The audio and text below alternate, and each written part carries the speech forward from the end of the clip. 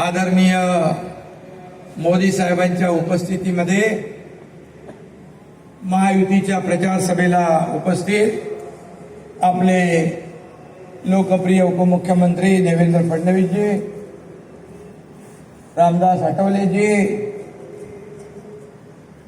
केंद्रीय मंत्री,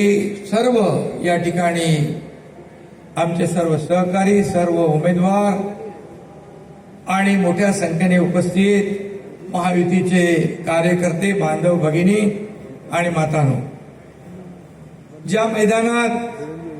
बाळासाहेबांचे विचार ऐकून लाखो शिवसैनिकांच्या मनात अंगार फुलायचा, त्याच मैदानात आज आदरणीय प्रधानमंत्री मोदीजी यांच्या